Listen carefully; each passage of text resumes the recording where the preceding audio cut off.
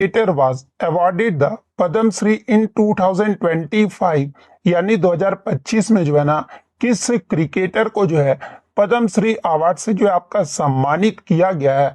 जहां पे इस प्रकार के आपके चार ऑप्शन जो वो दिए गए थे। तो देखिए मैं आपको बता दूं कि 2025 में जो है ना रविचंद्रन अश्विन जो कि आपके एक क्रिकेटर हैं और इन्हें जो आपका पद्म श्री अवार्ड से जो है ना ये आपका सम्मानित किया गया है। तो ऑप्शन डी रविचंद्रन अश्विन आपका करेक्ट आंसर होगा।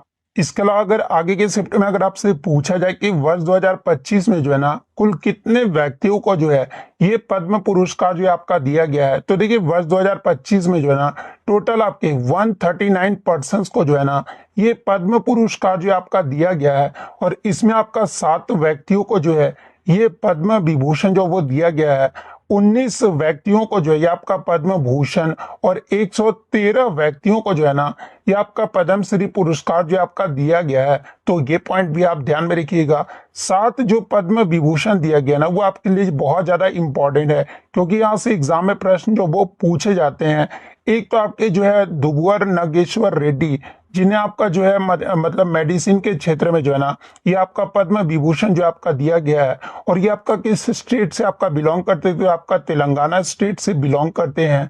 इसके अलावा रिटायर्ड जस्टिस श्री जगदीश सिंह खेर को भी जो है ना ये आपका पब्लिक अफेयर्स के क्षेत्र में जो है आपका पद्म विभूषण दिया गया है। कुमुदनी रजनीकांत लखिया को आर्ट यानी कला के क्षेत्र में जो वो दिया गया है। इनका राज्य आप देख लेना। इसके अलावा लक्ष्मी नारायण सुब्रमण्यम को भी जो है ना ये आपका कला के क्षेत्र में जो वो दिया गया है। एमटी वासुदेव नायर को जो है ये आपका मरणोपरांत जो है ना लिटरेचर एंड एजुकेशन के क्षेत्र में जो है इन्हें आपका मतलब कि पद्म विभूषण जो वो दिया गया है। ओसामू सुजुकी की बात कर ले तो ये जो आपका जापान की थी और ये जो आपका इन्हें आपका ट्रेड एंड इंडस्ट्री के क्षेत्र में जो है ना पद्म विभूषण जो ये आपका दिया गया है। इसके अलावा शारदा सिन्हा इन्हें भी जो आपका मरणोपरांत जो है ना कला के क्षेत्र में जो है ये आपका पद्म विभूषण जो है आपका दिया गया है। तो ये 7 व्यक्तियों का आप फील्ड और स्टेट जो आप जरूर ध्यान में रखिएगा। अब प्रश्न इस प्रकार से भी एग्जाम में पूछा जाता है कि मतलब वर्ष 2025 में जो है ना कितने महिलाओं को जो है पद्म पुरस्कार से जो आपका सम्मानित किया गया। तो देखिए 23 महिलाओं को जो है ना ये आपका पद्म पुरस्कार से सम्मानित किया गया है।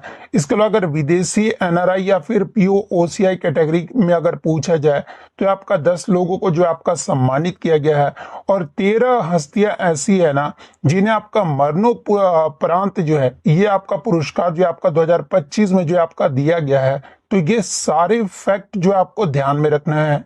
नेक्स्ट आपका यहाँ पर आता है कि where was the 51st G7 summit held यानी 51वां जो G7 शिखर सम्मेलन है ना ये कहां पर आयोजित किया गया था। तो देखिए 51वां जो G7 शिखर सम्मेलन है ना ये आपका कनाडा के जो है कनास्किस्क अल्बर्टा में जो है 15 से 17 जून 2025 तक जो है ना ये आपका आयोजित किया गया था। तो कनाडा किस ऑप्शन में आपका दिया है तो ऑप्शन सी में दिया गया है। तो ऑप्शन सी आपका करेक्ट आंसर होगा।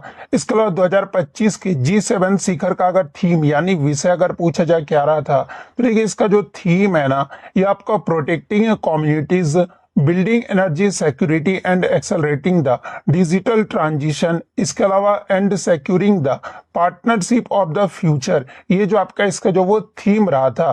तो ये फैक्ट भी आपको ध्यान में रखना है। नेक्स्ट आपका यहाँ पर आता है कि which parachuting coach was awarded the Dronacharya award in 2025 यानी 2025 में जो है ना किस पैराशूटिंग कोच को जो है ये आपका द्रोणाचार्य पुरस्कार जो आपका दिया गया है। जहां पे इस प्रकार के 4 ऑप्शन जो वो दिए गए थे। तो देखिए 2025 में जो है ना जो आपका 2024 के लिए आपका जो पैराशूटिंग कोच थे जिनका नाम आपका क्या था तो आपका सुभाष राणा था और इन्हें जो आपका द्रोणाचार्य पुरस्कार जो है ना ये दिया गया है। तो ऑप्शन ए सुभाष राणा आपका करेक्ट आंसर होगा। इसके अलावा मैं आपको बता दूं कि 2024 में जो है ना कुल 5 लोगों को जो है ये आपका द्रोणाचार्य पुरस्कार से जो है ये आपका सम्मानित किया गया है। और इनमें से 3 कोचों को जो है ना ये आपका रेगुलर कैटेगरी यानी नियमित श्रेणी में जो आपका दिया गया है, और 2 जो आपके मतलब कि कोच है ना इन्हें आपका लाइफ टाइम श्रेणी में जो है ये पुरस्कार जो आपका दिया गया है। अब बात कर लेते हैं कि रेगुलर कैटेगरी में जो ये आपका किसे किसे दिया गया है। तो देखिए सुभाष राणा जो कि आपका पैरा निशानेबाजी के आपके कोच हैं इन्हें आपका दिया गया है। इसके अलावा निशानेबाजी के कोच दीपाली देशपांडे को भी जो है ना ये आपका मतलब कि द्रोणाचार्य पुरस्कार जो आपका दिया गया है। इसके अलावा हॉकी के कोच संदीप सांगवान को भी जो है ना ये आपका द्रोणाचार्य पुरस्कार जो है ये आपका रेगुलर कैटेगरी में जो आपका दिया गया है। वहीं अगर लाइफ टाइम श्रेणी की अगर मैं बात कर लूं तो देखिए बैडमिंटन के कोच एस मुरलीधरन को जो ये आपका दिया गया है। फुटबॉल के कोच अरमांडो एग्नेलो कोलाको को जो है ना ये आपका द्रोणाचार्य पुरस्कार जो है ये आपका लाइफ टाइम श्रेणी में जो वो दिया गया है। तो ये सारे फैक्ट जो आपको ध्यान में रखना है। नेक्स्ट आपका यहाँ रहता है कि the first assembly of the international big cat alliance was held in, यानी अंतरराष्ट्रीय बिग कैट अलायंस की जो पहली महासभा है ना ये कहाँ पर आयोजित किया गया था। तो देखिए मैं आपको बता दूं कि IBCA यानी अंतरराष्ट्रीय बिग कैट अलायंस की जो महासभा है ना ये आपका जून 2025 में जो है ये आपका भारत के नई दिल्ली में जो है आपका आयोजित किया गया था। और ये जो आपका इस अलायंस का जो है ना पहली महासभा था जिसमें बाघ, इसके अलावा शेर, तेंदुआ, हिम तेंदुआ, चीता, जगुआर और प्यूमा जैसी 7 प्रमुख बड़ी बिल्ली प्रजातियों के संरक्षण पर जो है ना ये आपका ध्यान जो वो आपका केंद्रित किया गया है। तो ऑप्शन बी नई दिल्ली भारत आपका करेक्ट आंसर होगा। इसके अलावा बात कर ले कि IBCA यानी आपका मतलब कि अंतरराष्ट्रीय बिग कैट अलायंस 2025 का जो है ना अध्यक्षता जो है आपका किसके द्वारा किया गया है। तो आपका केंद्रीय पर्यावरण मंत्री भूपेंद्र यादव के द्वारा जो है ना इसकी अध्यक्षता जो आपका किया गया है। और IBCA के शुरुआत अगर पूछा जाए कि कब किया गया, नेक्स्ट आपका यहाँ पर रहता है कि in the 2025 Australian open women singles match में जो है ना किसने किसको हराया था, यानी 2025 के ऑस्ट्रेलियन ओपन महिला एकल फाइनल में जो है ना विजेता कौन थी और किसे जो है आपका हराया था, यानी विजेता ने जो किसे हराया था फाइनल मैच में। तो देखिए मैं आपको बता दूं कि ऑस्ट्रेलियन ओपन 2025 में जो है ना मेडिसिन कीज ने जो है ये आपका आर्याना साबालेंका को जो है ना ये आपका फाइनल में जो वो हराई थी। तो ये किस ऑप्शन में आपका दिया गया, तो ऑप्शन बी में दिया गया है। तो ऑप्शन बी आपका यहाँ पे करेक्ट आंसर होगा। अब देखिए चारों ग्रैंड स्लैम आपके हो गए हैं, तो चारों ग्रैंड स्लैम से आपके एग्जाम में लगातार प्रश्न पूछे जाएंगे। तो देखिए ऑस्ट्रेलियन ओपन सबसे पहले आपका मतलब कि जनवरी से फरवरी के महीने में जो है आपका सबसे पहले ऑस्ट्रेलियन ओपन होता है। तो देखिए ऑस्ट्रेलियन ओपन में पुरुष एकल का जो खिताब है ना ये आपके इटली के जो है जैनिक सिनर ने जो वो जीता है। वहीं अगर महिला का जो खिताब है ना ऑस्ट्रेलियन ओपन का ये आपका USA के मेडिसिन कीज ने जो आपका जीता है। फ्रेंच ओपन में पुरुष एकल का जो खिताब है ना ये कार्लोस अल्कराज ने जो वो जीता है। इसके अलावा महिला की बात कर ले तो महिला में जो आपका कोको गॉफ ने जो ये आपका जीता है। विंबलडन ओपन में अगर पूछा जाए तो देखिए पुरुष में विंबलडन ओपन का जो खिताब है ना ये जैनिक सिनर ने जो वो जीता है। और महिला ओपन का जो खिताब है ना ये आपका ईगा स्वीटी के द्वारा जो वो जीता गया है। US ओपन 2025 में पुरुष एकल का जो खिताब है ना ये कार्लोस अल्कराज के द्वारा जो वो जीता गया है। वहीं US ओपन महिला एकल का जो खिताब है ना ये बेलारूस की आर्या साबालेंका के द्वारा जो है ना ये खिताब जो आपका जीता गया है। तो ये फैक्ट भी आपको ध्यान में रखना है। नेक्स्ट आपका यहाँ पर आता है कि in the corruption perception index for 2024 released in February 2025 India received A score of, यानी 2025 में प्रकाशित 2024 के भ्रष्टाचार सूचकांक में जो है ना भारत को कितने अंक मिले थे, जहां पे इस प्रकार के 4 ऑप्शन जो वो दिए गए थे। तो देखिए मैं आपको बता दूं कि 2024 के लिए ट्रांसपेरेंसी इंटरनेशनल के भ्रष्टाचार धारणा सूचकांक के अनुसार जो है ना भारत का जो स्कोर रहा था ये आपका 38 रहा था। और भारत का रैंक अगर पूछ ले तो देखिए भारत का जो इसमें रैंकिंग है ना 180 देशों में जो है ये आपका 96 पायदान पे जो आपका रहा था। तो ऑप्शन बी 38 आपका यहाँ पे करेक्ट आंसर होगा। इसके अलावा बात कर ली कि ये जो आपका मतलब भ्रष्टाचार धारणा सूचकांक में जो है ना पैमाना सूचकांक कितने से कितने तक है, तो ये आपका 0 से 100 तक है, जहां पर 0 जो है ना ये आपका जो 0 सूचकांक है ये आपका अत्यधिक भ्रष्ट जो है आपका माना जाता है, और 100 जो है ना ये आपका बहुत स्वच्छ जो पैमाने को जो है ये आपका दर्शाता है। इसके अलावा अगर पहले 3 स्थान की अगर मैं बात कर लूँ तो देखिए 2025 की भ्रष्टाचार धारणा सूचकांक में जो है ना डेनमार्क जो है आपका पहले स्थान पे देश रहा है, जिसका स्कोर जो है आपका 90 रहा था। दूसरे स्थान पे आपका फिनलैंड रहा है, जिसका स्कोर 88 रहा है, और तीसरे स्थान पे जो है ना आपका सिंगापुर रहा है। सिंगापुर का जो स्कोर है ना ये आपका 84 रहा है। तो ये फैक्ट भी आपको ध्यान में रखना है। नेक्स्ट आपका यहाँ रहता है कि Newton's first law of motion is also known as, यानी न्यूटन के गति के प्रथम नियम को जो है ना ये आपका किस नाम से जो है आपका जाना जाता है। जहाँ पे इस प्रकार के 4 ऑप्शन जो वो दिए गए थे, तो ये न्यूटन के गति के प्रथम नियम को जो है ना ये आपका लॉ ऑफ इनर्शिया यानी जड़त्व का नियम जो है आपका कहा जाता है। तो option B law of inertia आपका करेक्ट आंसर होगा।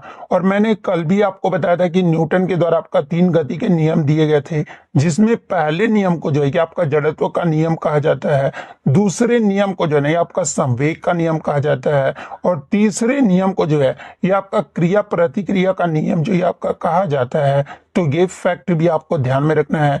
इसके अलावा बात कर लीजिए न्यूटन के प्रथम गति का नियम जो है ये क्या बताता है।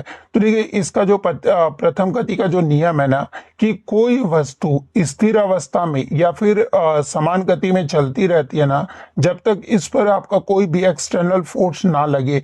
ये जो आपका न्यूटन का प्रथम गति का नियम जो है आपका बताता है। और इसके अगर उदाहरण की बात कर ले तो देखिए जब कार अचानक ब्रेक लगती है ना तो यात्री आगे की ओर झुक जाते हैं, ये आपका न्यूटन के प्रथम नियम के कारण ही होता है। इसके अलावा मेज पर रखी किताब भी जो है ये आपका न्यूटन के गति के पहले नियम का उदाहरण है। तो ये फैक्ट भी आप ध्यान में रखिएगा। नेक्स्ट आपका हमारा था कि resistivity increase with which of the following, यानी प्रतिरोधक तक जो है ना ये किसके साथ बढ़ता है। जहां पे इस प्रकार के 4 ऑप्शन जो वो दिए गए थे। तो ये मैं आपको बता दूं कि जो प्रतिरोधकता है ना ये किसी पदार्थ का जो है एक आपका इंट्रिंसिक प्रॉपर्टी यानी आंतरिक गुण है। और ये जो आपका मेटल्स में जैसे जैसे तापमान बढ़ता है ना वैसे वैसे परमाणुओं के जो कंपन है ये आपके बढ़ते जाते हैं, और इससे इलेक्ट्रॉन के प्रभाव में भी जो है ना ये आपका रुकावट जो वो बढ़ता है। और परिणाम स्वरूप आपका ये होता है ना कि जो आपका रेजिस्टिविटी यानी प्रतिरोधकता जो है ना ये आपका बढ़ जाता है। और प्रतिरोधकता जो है ये आपका लंबाई और अनुपस्थ क्षेत्रफल पर जो है ये आपका निर्भर नहीं करता, यानी प्रतिरोधकता जो है ना ये आपका लेंथ और क्रॉस सेक्शन एरिया पर जो है आपका डिपेंड नहीं करता है, बल्कि पदार्थ की प्रकृति और तापमान पर जो आपका निर्भर करता है। यानी ऑप्शन के अकॉर्डिंग अगर मैं बात कर लूं तो ये प्रतिरोधकता किसके साथ बढ़ता है, तो ये आपका तापमान में वृद्धि के साथ जो आपका बढ़ता है। तो ऑप्शन ए आपका करेक्ट आंसर होगा। नेक्स्ट आपका यहाँ पर आता है कि Rutherford's alpha particle scattering experiment led to the discovery of what, यानी रदरफोर्ड का अल्फा कण प्रकीर्णन प्रयोग जो है ना किसकी खोज के लिए जो है आपका उत्तरदायी था। तो देखिए मैं आपको बता दूं कि रदरफोर्ड ने जो है ना अल्फा कणों का उपयोग करके जो है ना ये परमाणु के नाभिक की खोज जो वो किए थे। और इन्होंने सोने की प्रकीर्णन प्रयोग ने जो है ना इसमें दिखाया था कि परमाणु का लगभग सारा जो द्रव्यमान और धनात्मक आवेश जो है ना एक बहुत छोटे धनिक केंद्र में जो आपका केंद्रित होता है, और इसे ही जो है ना आपका नाभिक यानी न्यूक्लियस जो है आपका कहा गया था। यानी आपका रदरफोर्ड का अल्फा कण प्रकीर्णन प्रयोग जो है ये किसकी खोज के लिए जो है आपका उत्तरदायी था, तो आपका एटॉमिक न्यूक्लियस यानी परमाणु नाभिक के लिए जो है ना ये आपका उत्तरदायी था। तो ऑप्शन बी आपका करेक्ट आंसर होगा। नेक्स्ट आपका यहाँ पर था कि how many daughter cells are formed during cell division, यानी कोशिका विभाजन में जो है ना कितनी कितनी संतति कोशिकाएं जो है आपका बनती है।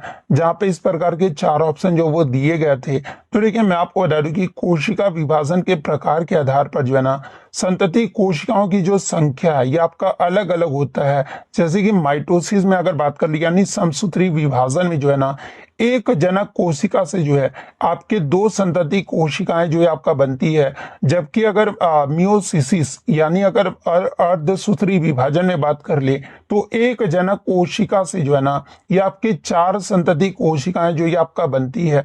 यानी ऑप्शन के अकॉर्डिंग अगर बात कर ले कोशिका विभाजन में कितनी कितनी संतति कोशिकाएं जो है आपका बनती है, तो माइटोसिस में आपका दो कोशिकाएं जो है आपका बनती है और मियोसिस में आपका ये चार जो वो आपका बनती है। तो ऑप्शन सी आपका करेक्ट आंसर होगा। नेक्स्ट क्वेश्चन आपका बताता है कि जब आप एक फुटबॉल को लात मारते हैं तो वो आपका उड़ जाता है, लेकिन जब आप एक पत्थर को लात मारते हैं ना तो आप ऊंचे हो जाते हैं। ऐसा क्यों होता है? ये रीजन जो आपका पूछा गया था।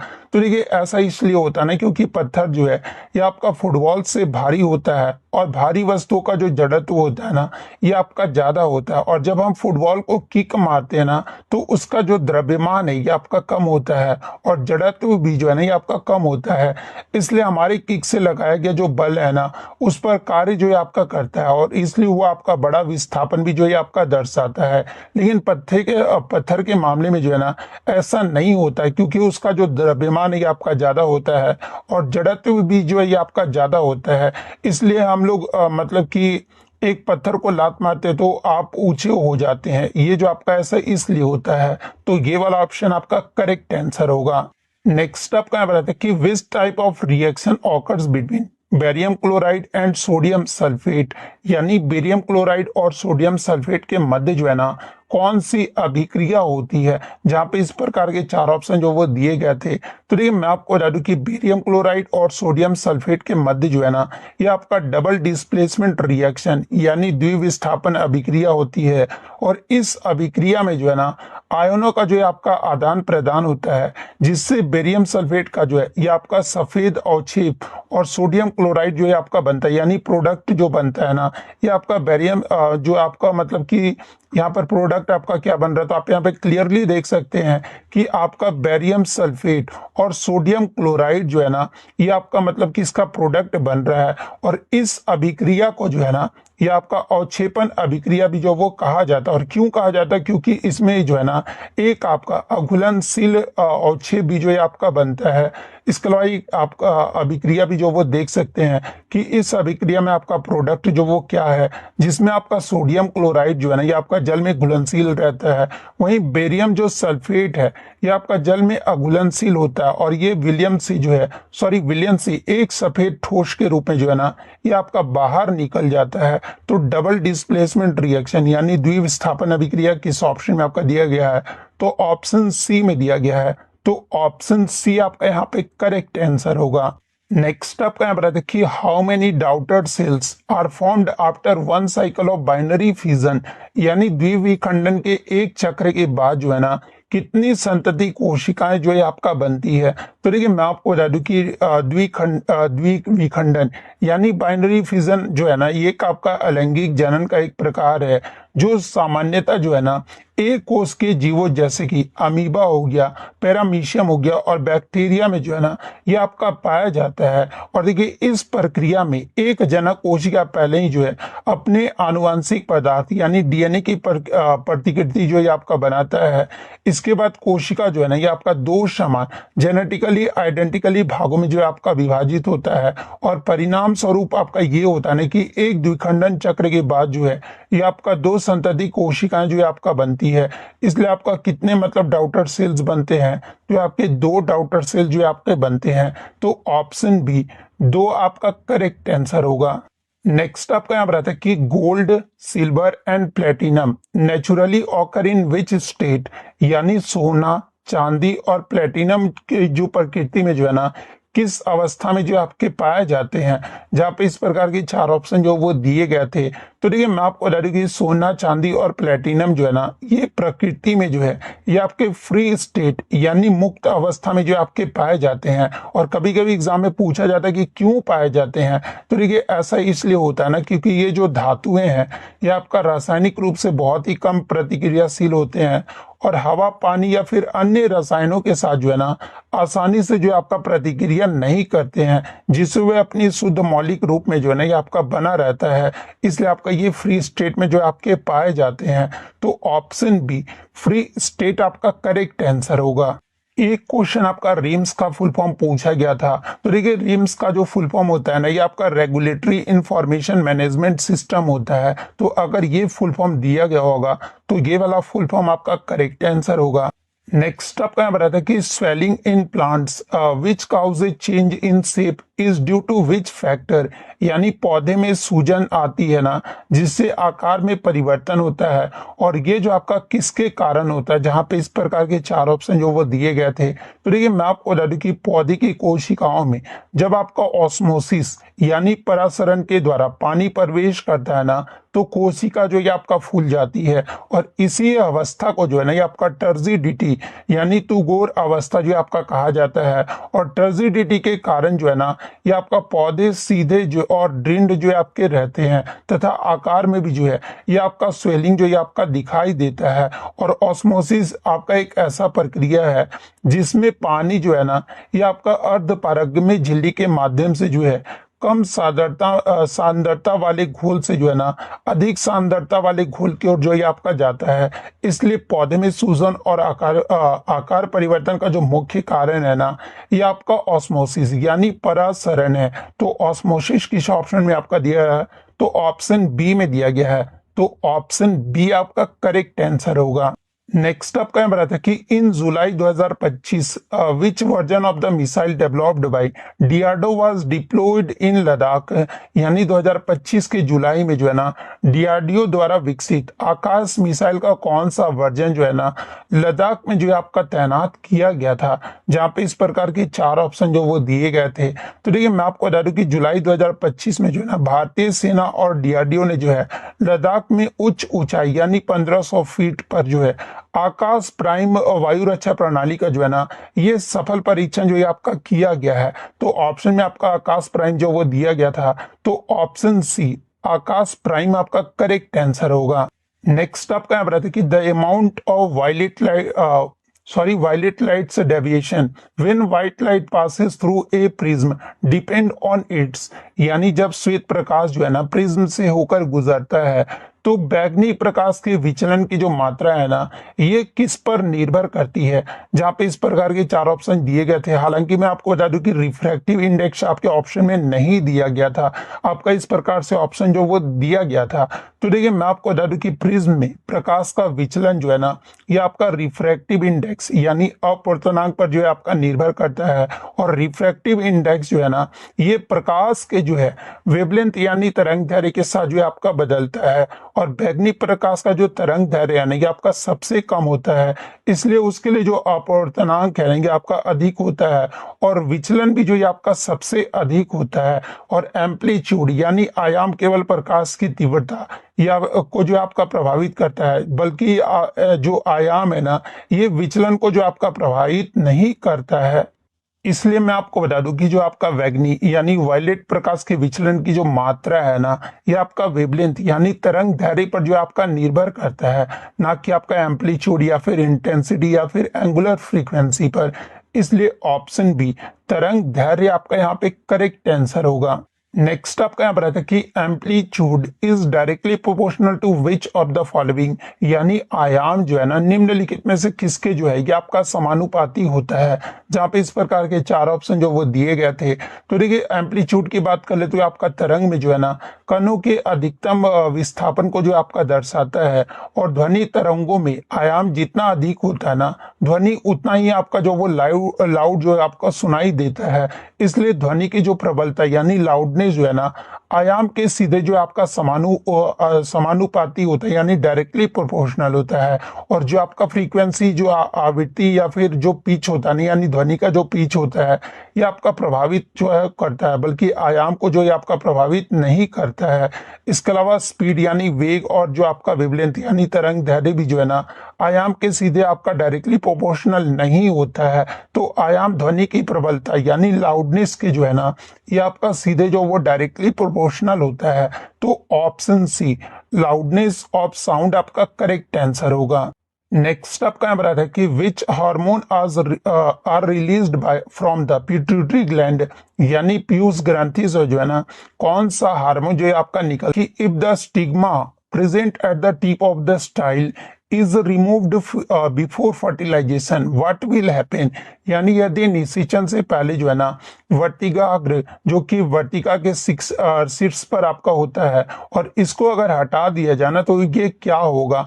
जहां पे इस प्रकार के आपके 4 ऑप्शन जो वो दिए गए थे। तो देखिए मैं आपको बता दूं कि स्टिग्मा यानी वर्तिकाग्र जो है ना फूल का वह भाग है जहां पर आपका पॉलिन ग्रेन्स पहुंचकर जो है ना ये आपके चिपकते हैं और यहीं से आपका परागकण जो है ना अंकुरित होकर जो है ये आपका पॉलिन ट्यूब जो है आपका बनाता है, जो कि वर्तिका से होते हुए जो है ना ये आपका अंडाशय तक जो ये आपका पहुंचता है। और यदि निषेचन से पहले आपका वर्तिकाग्र यानी स्टिग्मा को हटा दिया जाता है ना तो परागकण जो ये आपका चिपक नहीं पाएंगे, परागकण भी जो आपका अंकुरित जो वो नहीं हो पाएंगे और पराग नली भी जो ये आपका नहीं बनेगा और परिणाम स्वरूप आपका ये होगा ना कि जो फर्टिलाइजेशन यानी निषेचन जो है ये आपका संभव नहीं होगा।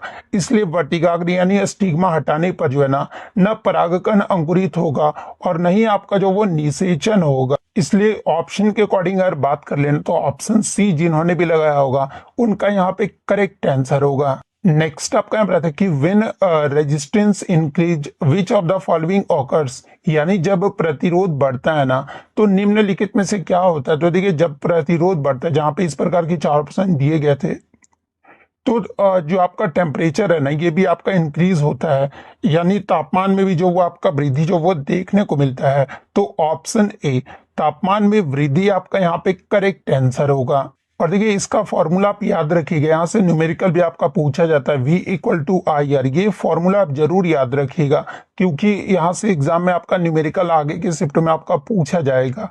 नेक्स्ट आपका क्वेश्चन यहाँ पर आता है कि what is the pH value of A solution formed by a weak base and a strong acid, यानी कमजोर क्षार और प्रबल अम्ल से बने विलयन का जो pH मान है ना ये क्या होगा। जहां पे इस प्रकार के आपके 4 ऑप्शन जो वो दिए गए थे। तो देखिए मैं आपको बता दूं कि weak base plus strong acid की जो अभिक्रिया है ना तो ये आपका जो है वो लवण बनाता है और ये जो आपका अम्लीय यानी एसिडिक जो प्रकृति का जो है ना ये आपका होता है। और मिश्रण जो आपका यानी ये जो आपका मिश्रण देगा ना जो वीक बेस और स्ट्रॉन्ग एसिड का जो मिश्रण देगा ना ये आपका pH मान जो ये आपका 7 से कम देगा।